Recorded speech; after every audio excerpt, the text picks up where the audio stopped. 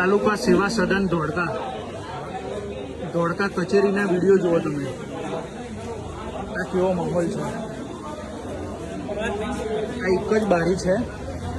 અહીંયા આવકનો દાખલો પણ નીકળે છે, જાતિનો દાખલો પણ નીકળે છે, બિન અનામતનો દાખલો પણ નીકળે છે, ડોમિસાઇલ સર્ટિફિકેટનો દાખલો પણ નીકળે છે, હ્યુમન ક્રિમિલિયનનો દાખલો પણ નીકળે છે, જેવા વિવિધ 6-7 પ્રકારના દાખલા સર્ટિફિકેટો અહીંયાથી નીકળી આવે છે ગવર્મેન્ટના. અને બારી એક જ છે.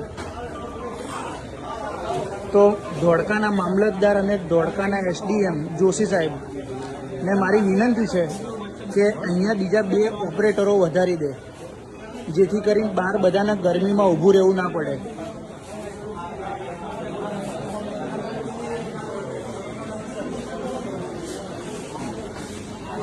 અહીંયા મહિલાઓની પણ એટલી જ ભીડ છે સામે. અહીંયા તમે સ્ત્રીઓની લાઈન જુઓ અને આ પુરુષની લાઈન જુઓ.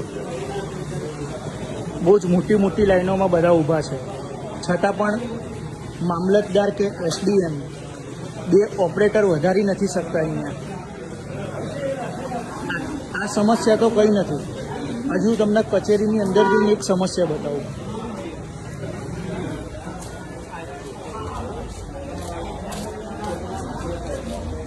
તમે કચેરીની અંદરની સમસ્યા જોજો કે જેમાં વોશરૂમ હશે, એ વોશરૂમમાં લોક મારેલું હશે. પીવાનું પાણી કુલરમાં આવતું નહીં હોય. સરકાર આટલો ટેક્સ લે છે બધા પાસેથી, પણ ક્યાં નાખે છે કોઈ જવાબ નથી સરકાર પાસે.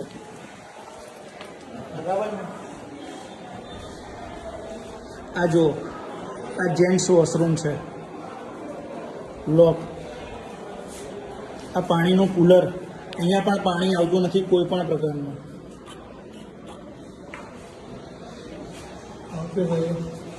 આવે જ પાણી કાઢન ના.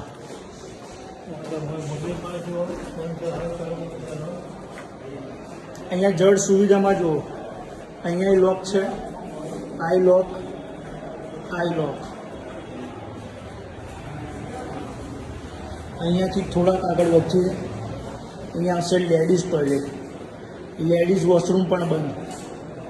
વિકલાંગો માટેનું ટોયલેટ એ પણ બંધ છે, લોક મારેલું છે. જનતા પાસેથી આટલો ટેક્સ લે છે તો સરકાર ક્યાં નાખે છે કોઈ જવાબ નથી એમની પાસે. પોલીસ સ્ટેશનમાં જાઓ તો તમે કોઈ ગુનો કર્યો હોય તો તમારી ઉપર એફઆઈઆર થાય. એફઆઈઆર ના થાય તેની માટે પણ પૈસા લે પોલીસો.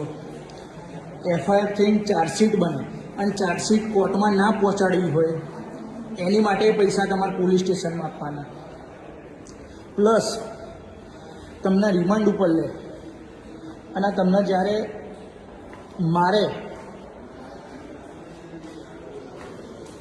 માર ના ખાવો હોય તો પણ પૈસા.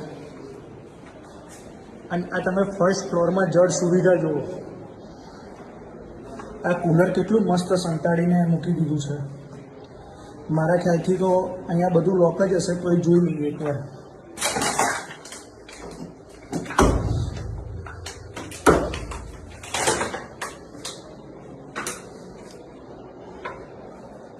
બધું જ બંધ.